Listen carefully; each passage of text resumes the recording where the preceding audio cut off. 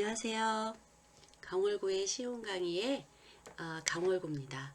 오늘은 모두가 행복한 여성 친화도시 두 번째 하겠습니다. 지난번에 그 첫 번째 강의가 무려 30분이 됐더라고요.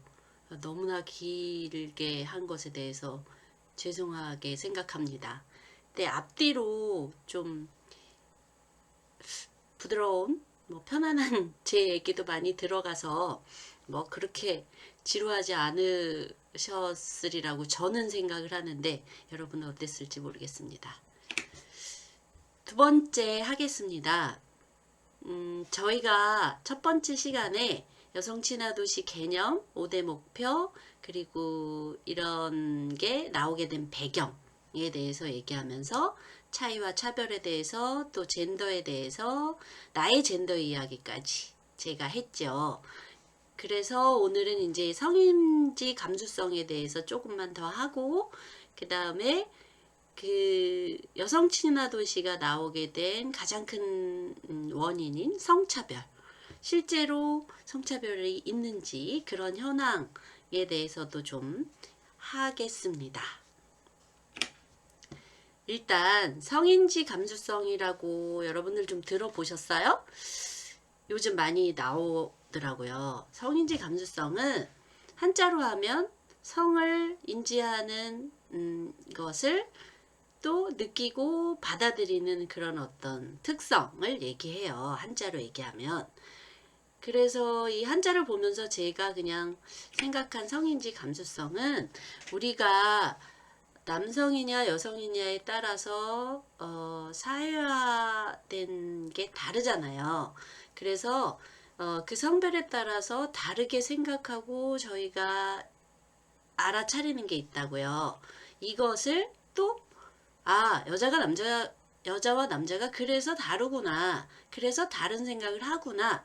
라고 하는 것을 민감하게 알아차리는 거. 이걸 성인지 감수성이라고 저는 쉽게 이렇게 생각을 해봤습니다. 그래서 성인지 감수성은 영어로 하면 gender sensitivity라고 해요. 자, 성인지 감수성도 왜 나왔는지 여러분들 아세요? 이게 다 여성 친화도시가 나오게 된 배경하고 다 관련이 있어요. 결국 공통된 키워드는 성차별의 문제예요. 그러니까 우리 사회에 성차별이 있기 때문에 성차별이 진짜 있는지 이해하고 그래서 이 성차별을 해소해서 성이 평등한 이런 세상을 만들자라는 이유에서 성인지 감수성이란 단어도 나온 거예요. 그리고 성인지 감수성이 많이 얘기가 되는 게 폭력을 얘기할 때 많이 얘기가 돼요. 그래서 성폭력이라든지 성희롱이라든지 이런 젠더 기반 폭력을 얘기할 때 이런 성인지 감수성이 높아야 이 폭력이나 차별을 민감하게 알아차리고 또 그래서 그런 폭력을 없앨 수 있다라는 데서 성인지 감수성이 나왔습니다. 그러면 이 차별이라는 단어하고 폭력이라는 단어하고 여러분들은 이 네모 안에 뭐라고 생각하세요? 그러니까 이게 차별하고 폭력을 그 등호로 표현하실 건지 아니면 어느 쪽이 더 크다고 생각을 하실 건지 여러분들은 어떻게 생각을 하시나요? 여러 가지로 생각하실 수 있을 것 같아요. 차별이 폭력보다 더 큰 범위 아니야? 이렇게 생각할 수도 있고 강도면에서는 어쨌든 폭력이 더 크지는 않나? 이렇게 생각하실 수도 있어요. 저는 이걸 공란으로 두긴 했는데 오히려 등호로 생각을 좀 하는 측면이 있습니다. 그래서 여러 가지 차별 중에서도 가장 극단적인 형태가 바로 폭력이 아닐까 이런 생각을 합니다. 그리고 성차별에 의한 폭력이 바로 젠더에 기반한 폭력이라고 할 수가 있겠죠. 젠더에 기반한 폭력은 여성 폭력이라고도 얘기를 해요. 왜냐하면 여성이 폭력에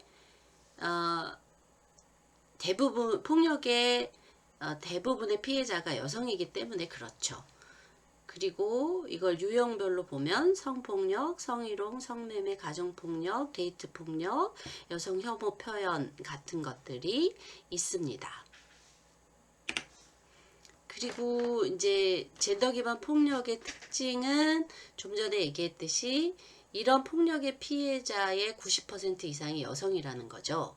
그리고 신체적인 섹스로서의 여성에 대한 폭력만 있는 게 아니고 여성스러운 남성도 폭력의 피해자가 될 수 있다는 거죠.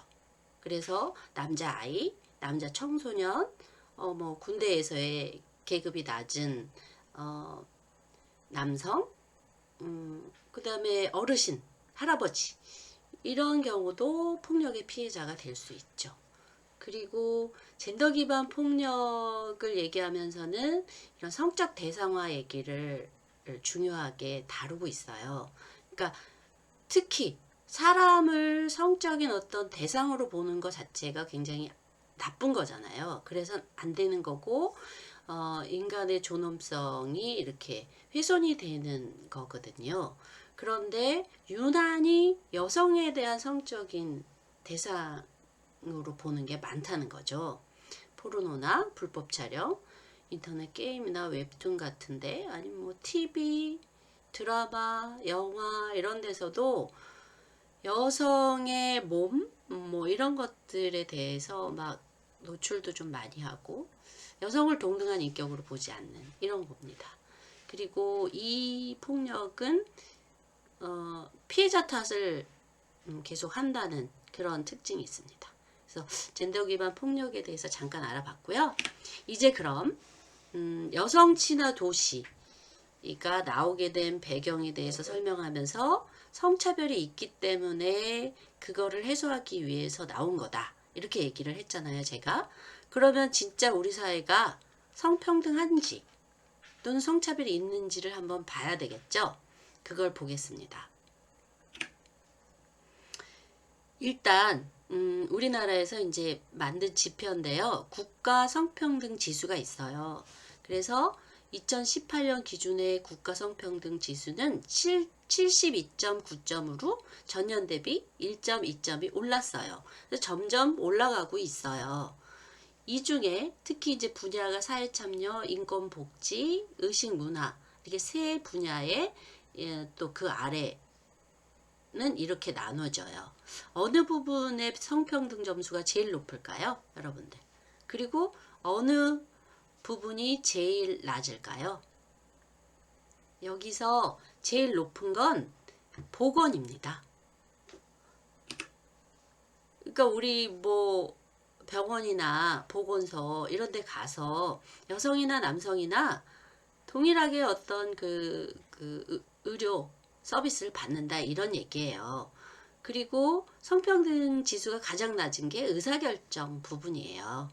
이게 뭐냐 하면 대표적으로는 국회의원 수, 뭐 지방의원 수, 그다음에 뭐 장관의 수, 뭐 이런 식의 아니면 기업의 임원진 수 이런 의사결정 부분이 아직까지 현저하게 그 성평등 지수가 낮은 걸로 나오고 있어요.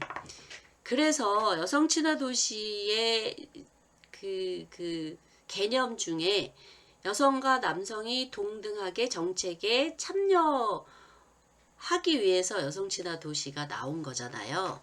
바로 이런 의사결정 부분에 불평등이 많기 때문에 이런 얘기가 나온 거예요.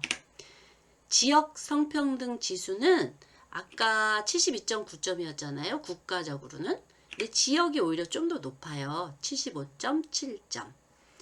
여기서 저는 이번 강의를 강원도 춘천시에 맞춰서 하고 있기 때문에 강원도를 좀 보면 중하위에 해당합니다. 그리고 이제 전체 국제적으로 한번 성평등 지수를 보면요. 이게 순위가 조금 많이 달라요. 그래서 이것 때문에 어느 게 더 맞냐 이런 논쟁이 좀 계속 있죠. 근데 뭐 둘 다 맞죠. 맞는데 어느 걸 더 위주로 봐야 되느냐는 좀 고민을 해봐야 되죠. 성불평등 지수는 189개국 중에 10위예요. 그래서 이거는 10위로 평등하다는 얘기예요. 대단하죠? 그죠? 이건 유엔 개발 계획에서 만든 지수고, 여기 지표를 보면 모성 사망비, 청소년 출산율, 여성 의원 비율, 교육받은 비율, 경제활동 참가율, 이런 걸 보고 있어요. 여기 보면 우리나라 보건 수준이 앞에서도 봤지만 굉장히 높았잖아요. 이 평등 지수가. 이런 걸 기준으로 하면 우리나라가 지금 그래도 잘 살잖아요. 이런 소득 수준이 높은 거에 따라서 애 낳다가 죽는 거, 청소년이 애기를 낳는 거, 이런 것들이 적을 수밖에 없고, 교육 비율 저희가 높죠. 이렇게 해서 평등한 거로 나오는데, 성격차 지수라는 건 세계 경제 포럼에서 발표한 건데 153개국 중에 108위로 낮게 나오는 거예요. 그러니까 이만큼 성격차가 있다는 얘기예요. 108위. 그러니까 거의 153개국 중에 밑에서 한 3분의 1 수준인가요? 그렇잖아요. 근데 이거는 우리나라가 잘 살아서 소득 수준이 높지만 그 다 같이 높은 수준에서 남성과 여성의 어떤 그 격차를 따지면 격차가 이렇게 많다라고 얘기를 하는 건데, 특히 이제 이런 거 아니겠어요? 임금, 성비, 소득, 그 다음에 여기 아까 의사결정 분야에서 성불평등이 높았잖아요. 그러니까 이런 것들에서 아마 이런 성격차가 높게 나오지 않았나 생각을 합니다. 그리고 이제 제가 성차별 현황을 좀 수치를 좀 갖고 와 봤어요. 특히 일자리 부분에서. 저는 남자나 여자나 직업을 가지는 게 굉장히 중요하다고 생각을 하거든요. 결국은 경제적으로 독립이 돼야 주체적인 삶을 살 수가 있고 자유롭게 살 수 있다고 생각을 합니다. 그런데 여성의 경제활동 참가율이 우리나라가 52.8%. 이게 지난 8월 통계예요. 남자보다 한 20% 가까이 낮잖아요. 20%포인트가. 그만큼 여성이 어디 취직해서 돈을 버는 게 적다는 거예요. 그리고 좋은 일자리인지 나쁜 일자리인지도 우리가 판단을 해야 되는데, 여성은 비정규직 비율이 남성보다 이렇게 높아요. 비정규직 비율이 45%. 그러니까 언제든 그만둘 수 있는 위치인 거예요. 특히 코로나19 사태 때문에 그 일자리를 많이 잃었잖아요. 그때 여성들이 실직자가 더 많이 된다는 얘기예요. 그리고 저임금 노동자. 저임금 노동자의 개념은 중위소득의 중이면 1번부터 100번까지 세워놓고 그 중에 50번에 해당하는 그 소득자잖아요. 그 소득자의 3분의 2 수준이 안 되는 사람을 저임금이라고 얘기를 해요. 근데 이렇게 적게 버는 사람의 여성 비율이 62.2%. 여성이 훨씬 가난하다는 얘기거든요. 그리고 여성의 신입 직원. 그러니까 맨 처음 어떤 일을 갖기 위해서 진입을 해야 되잖아요. 노동시장에. 그런데 이런 신입 직원 비율이 수년 동안 37%밖에 안 되는 거예요. 그러니 여성들이 이게 성평등하게 일자리가 여성에게 주어졌는가? 여러분들은 어떻게 생각하세요? 저는 당연히 아니죠. 이 수치를 보면. 그만큼 차별이 있다는 거예요. 제가 인터넷에서 검색을 해봤어요. 여성 일자리 관련해서. 그래서 몇 개 이제 기사 제목을 갖고 왔어요. 금융사 65대 35 성비 마의 장벽이라도 되나. 그러니까 남성이 65면 여성이 35라는 거잖아요. 왜 인구의 절반은 여성인데 금융사에서만큼은 여성이 100명 중에 35명밖에 없는 거예요. 이게 마의 장벽이라는 건 계속 이렇게 유지됐다는 얘기잖아요. 그리고 여가부에서 공시하라고 고치라고 권고한 내용이에요. 기업별로 신입, 관리자, 임원의 남녀 성비를 공시해라. 공시를 안 하니까 이게 무슨 뭐 기업 비밀이에요? 아니잖아요. 그만큼 떳떳하지 못하기 때문에 자랑스러운 숫자가 아니기 때문에 이걸 굳이 밝히질 않는 거예요. 위로 갈수록 여성은 없잖아요. 씨가 말랐잖아요. 왜 그래야 돼요? 여성이 그렇게 능력이 없어서 그래요? 아니잖아요. 그리고 이거 보세요. 성차별로 구속됐는데 채용 성비 공개 못한다는 은행. 뭐 국민은행을 비롯해서 여러 은행들이 성차별했다는 게 얼마 전에 큰 뉴스가 됐었잖아요. 이거는 어느 그 분야도 비슷하잖아요. 필기 시험에선 여성들이 더 우수한 성적으로 더 많이 뽑히는데 면접에서 남성을 더 많이 뽑는 걸로 최종 성비를 맞춰놓고 거기에 맞춰서 남성은 그러니까 평균 여성보다 실력이 떨어져도 올라가는 거예요. 이게 성차별이 아니고 뭡니까? 그죠? 자, 임금 보시죠. 남성 대비해서 여성 임금은 67.8%. 물론 올라간 거긴 해요. 이게 점점. 그러니까 남성이 100만 원을 벌 때 여성은 68만 원밖에 못 버는 거예요. 이게 임금 격차가 OECD 기준으로 우리나라가 임금 격차가 제일 높은 거예요. 그죠? 그러니까 이거는 이만큼 받으니까 나머지 한 34%가 격차가 생긴다는 그런 표현이고요. 그런데 이런 임금 격차를 설명해 주는 여러 가지 요인들이 있을 거 아니에요. 근데 설명이 되는 요인이 33%밖에 안 된대요. 나머지는 설명이 안 된다고 합니다. 이게 성평등한 현상일 수가 없는 거죠. 그 설명이 되는 요인 중에 대표적인 게 근속연수가 있는데 근속연수도 보면 이게 고용률 M자 곡선이거든요. 그러니까 여성의 고용률 곡선이 71%, 60%, 67%로 M자 곡선으로 보이는 거예요. 이게 2019년 여성의 고용률이거든요. 이게 왜 그래요? 푹 떨어지는 게 결혼해서 육아와 살림하느냐고 경렬이 단절되면서 이렇게 되는 거예요. 그리고 나중에 애들이 어느 정도 큰 다음에 다시 노동시장에 진입할 때는 경력 단절로 인해서 자기 전공을 살리지 못하고 그냥 조금 질이 떨어지는 일자리로 갈 수밖에 없다는 거죠. 그러니 임금이 낮을 수밖에요. 이거 구조적인 어떤 성차별이 있는 거죠. 이게 개인의 탓이 절대 아닙니다. 제가 이제 강원 여성가족연구원 자료를 좀 갖고 와 봤어요. 코로나 전후에 강원 여성들 취업 현황을 보니까 전년 대비 4.0%포인트가 떨어졌어요. 여성이. 남성은 1.1%밖에 떨어지지 않았어요.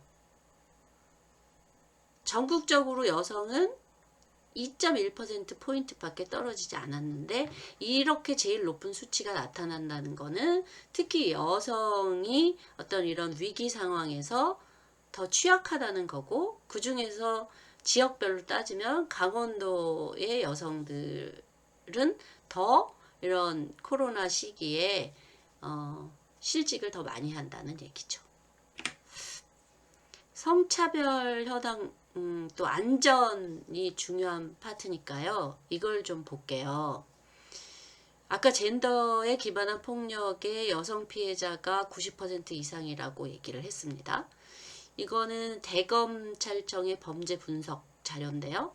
강력범죄의 흉악이라고 표현되는 게 있고 강력범죄의 폭력이라고 표현되는 부분이 있어요.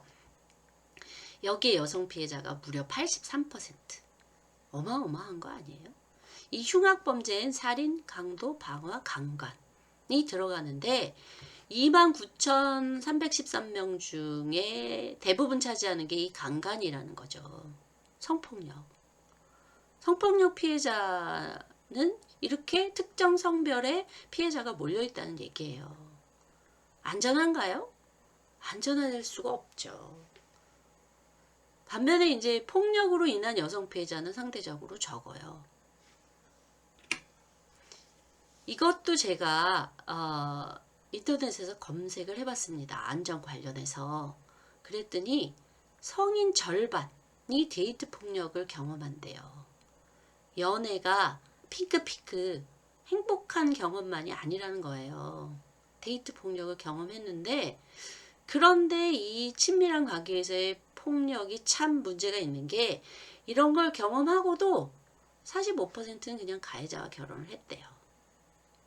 이런 뉴스가 나왔고요. 그 다음에 최근에 이제 웹툰에서 기안84가 여성 혐오를 나타내는 그런 웹툰을 그려가지고 굉장히 논란이 많이 됐잖아요. 그래서 KBS가 아니고 MBC죠. 나 혼자 산다에 기안84 못 나오게 해야 된다. 왜 이런 사람을 여성 혐오를 일삼는 사람을 그런 공중파에 주요 예능 프로에 그런 패널로 내보내냐. 그래서 MBC 이런 데다가 요구를 많이 했는데 하차를 안 해요. 왜 그럴까요? 계속 그래도 누군가는 본다는 얘기 아니에요. 그리고 또는 이렇게 문제 제기를 많은 여성들이 함에도 불구하고 별로 신경 안 쓴다는 거죠. 그 MBC 이런 쪽에서. 이거 소비자 힘으로 이런 거 바꿔야 되는 거 아니에요? 그리고 기사를 찾아보면서 20대 여성 자살률이 20% 이상인 거를 보게 됐어요. 그래서 이걸 좀 갖고 왔는데, 젊은 사람들이 이렇게 자살로 사망한 사람이 많대요. 올해. 물론 코로나 때문에 다 힘들긴 한데 특히 20대가 이렇게 가장 높은 증가율을 보였다고 하고, 서울시에서 제공한 응급실 자살 시도자가 올해 1월에서 7월까지 전체 5,000건이었대요. 이 숫자를 보면서도 저 참 마음이 아픈데요. 그 중에서도 20대 여성이 20% 이상, 같은 연령의 남성보다 2.6배가 더 높은 숫자라는 거잖아요. 20대도 있고 30대, 40대, 50대, 60대, 뭐 70대 이상. 그럼 벌써 이게 6가지 분류고 거기에 여성, 남성이면 12 분류가 생길 텐데, 그런데 20대 여성이 5분의 1을 차지하면 이게 얼마나 높은 수치인지 이해가 가시죠? 전 마음이 너무 아프더라고요. 근데 왜 이렇게 젊은 여성들이 많이 삶을 포기하려고 할까? 그 원인을 뭐라고 봤냐면 취업, 일자리, 취업이 안 된다는 얘기죠. 경제적인 요인. 그 다음에 안전하지 않은 사회 분위기, 사회 환경, 그 다음 보이지 않는 희망, 뭐 이런 거로 꼽았다고 하더라고요. 일단 일상이 안전하지 않은 사회라는 거죠. 여성의 성적 대상화가 심하고, 뭐 인터넷에서도 그렇고, 뭐 일상에서도 그렇고, 어렵게 취업해서 들어가도 또 직장 내의 성희롱 심하잖아요. 그래서 20대 여성 자살률이 20% 이상이라고 합니다. 여러분들. 그리고 이제 매년 한국 여성의 전화에서 언론 보도에 나온 거를 토대로 분석을 해서 발표를 해요. 이게 2019년에 언론 보도를 통해서 본 친밀한 관계의 남성에 의한 여성 살인을 본 거예요. 근데 1.8일에 1명 꼴로 여성이 죽거나 죽을 위기에 놓인대요.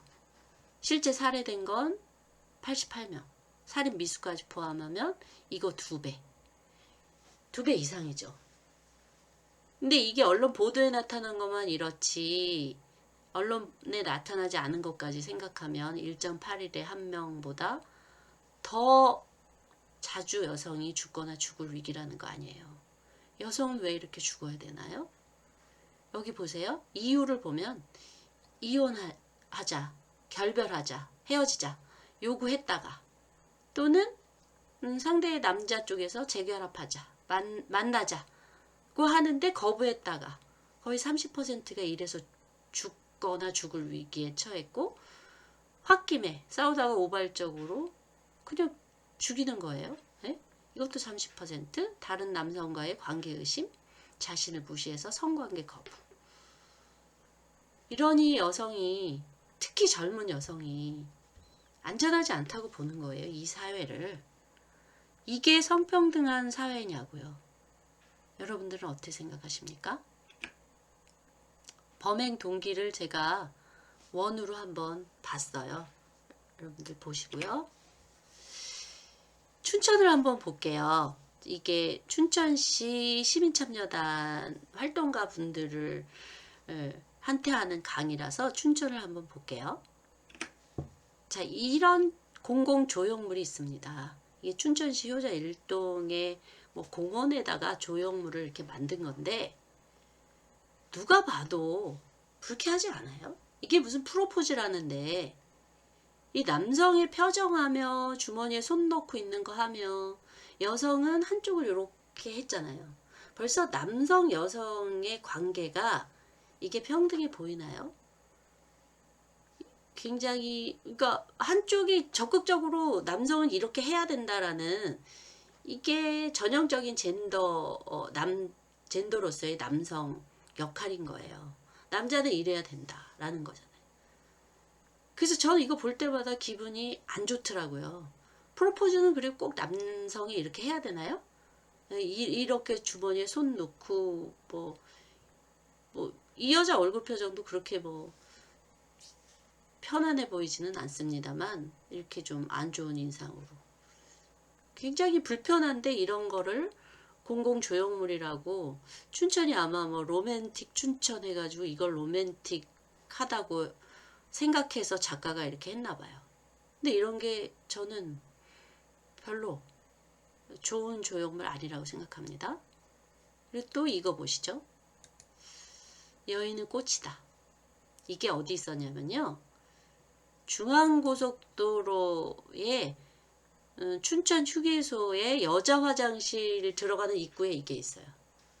굉장히 기분 나쁘더라고요, 저는. 여인은 왜 꽃이어야 되죠? 이게 전형적인 꽃이 그거잖아요. 보여주는 역할. 수동적이고 예뻐야 되고 이런 거잖아요. 꽃은 벌이나 나비가 오기를 기다리는 그런 존재잖아요. 그리고 전형적인 여성성을 강조하는 그런 문장이잖아요. 이런 게 버젓이 중앙고속도로 휴게소 화장실에 있어요. 이런 거 바꿔야죠. 춘천 미술관 전시작품 성차별 논란이 있었어요. 이건 여러분들이 한번 요거를 클릭해서 한번 보셔요. 유튜브에 있어요. 이건 뭐냐면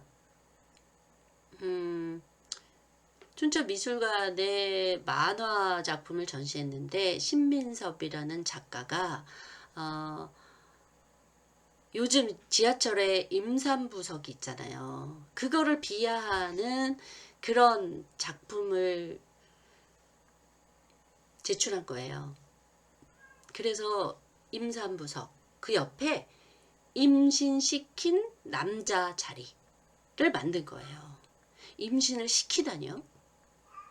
임신이라는 건 그야말로 남자와 여자가 평등한 관계에서 만나서 서로 평등하게 성관계를 맺고, 또 그리고 아이를 낳을 건지 말 건지 서로 의논해서 그렇게 해서 임신이 돼야 되는 거죠. 임신을 시키다니요? 왜 이렇게 폭력적인 방법이고 일방적이죠? 그거를 임산부석이 못마땅하다고 그런 식으로 만화를 그린 거예요.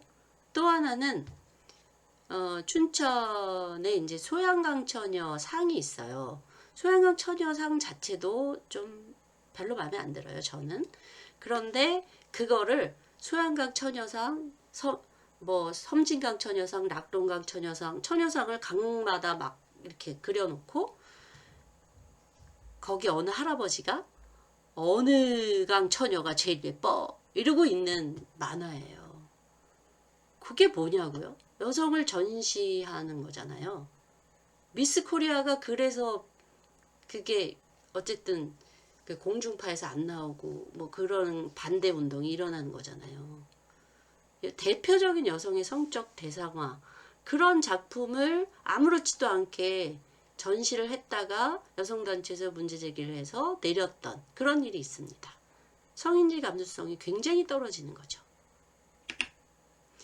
이예수 씨가 2018년에 SNS를 통해서 공개한 시예요. 여러분들 한번 읽어보세요. 단풍이라는 시인데 전현이 아무리 예쁘게 단장을 하고 치맛자락을 살랑거리며 환향기가 뭐 바람기 이런 거잖아요. 남자한테는 이런 표현 안 써요. 그리고 계속해서 2년 전현이라고 하고 있잖아요. 여성을 왜 이렇게 욕을 해요? 예? 그리고 단풍이 왔다가 가는 게 그거를 마치 여성이 지가 살랑거리고 유혹하고 왔다가 지 멋대로 가버리는 식으로 얘기를 하잖아요. 관계를 상대방이 잘 못했기 때문에 아니면 무슨 일이 있었기 때문에 떠나는 거지. 이걸 단풍을 이런 식으로 표현을 하는 이 사람이 추천 출신 작가라는 게 굉장히 저는 부끄럽습니다. 김유정, 박녹주 씨가 쓴 글에 있는 거예요. 김유정은 번쩍이는 뭔가를 손에 들고 있었다. 칼이 닿는 생각이 들자 온몸에 오싹해졌다. 인력 거꾸는 재빠르게 앞으로 달려갔으나 김유정이 더 빨랐다. 그는 나에게 소리쳤다. 녹주 오늘 밤은 너를 죽이지 않으마. 안심하고 내려라. 그가 들고 있던 것은 하얀 몽둥이였다. 뒷글 보실까요? 어쩌녁에는 네가 천영원으로 간 것을 보고 문 앞에서 기다렸으나 나오지를 않았다. 만일 그때 너를 만났다면 나는 너를 죽였을 것이다. 그러나 좋아하지 마라. 단 며칠 목숨이 연장될 따름이니까. 이게 김유정 씨가 박녹주라는 기생을 굉장히 짝사랑하고 좋아했어요. 요즘 말로 하면 스토커예요. 대단한 스토커. 그런데 춘천에서는 이 사람으로 스토리텔링을 엄청 해가지고 관광상품으로 활용을 하고 있죠. 그래서 심지어 경춘선에 김유정 역도 있고요. 김유정 문학촌도 있습니다. 이거 사실은 좀 이제 바꿔야 될 것 같아요. 지금 스토킹 처벌법을 제정하려고 우리가 굉장히 애를 쓰는데 스토킹이라는 건 어떤 폭력의 전조 증상이에요. 근데 암만 옛날 사람이라 그래도 요즘 시대에 안 맞는 사람으로 계속 이렇게 스토리텔링 하는 거는 좀 아니지 않나요? 이 인권에 걸맞는 인권 도시로서의 춘천으로 가려면 이건 좀 아닌 것 같아요. 그리고 이제 요즘의 이 시대 분위기랑 너무 안 맞지 않나 이런 생각을 합니다. 기울어진 말들을 평등하게 바꾸는 거를 좀 해보려고 합니다. 제가 오늘은 여기까지 할게요. 너무 이렇게 강의가 길어지면 여러분들이 힘드실 것 같아요. 그래서 여성친화도시 두 번째 강의는 여기서 마치겠습니다. 여러분들 지금까지 들으신 분들 계시면 정말 감사합니다. 예, 다음에 또 만나겠습니다. 지금까지 강월구의 쉬운 강의였습니다. 감사합니다.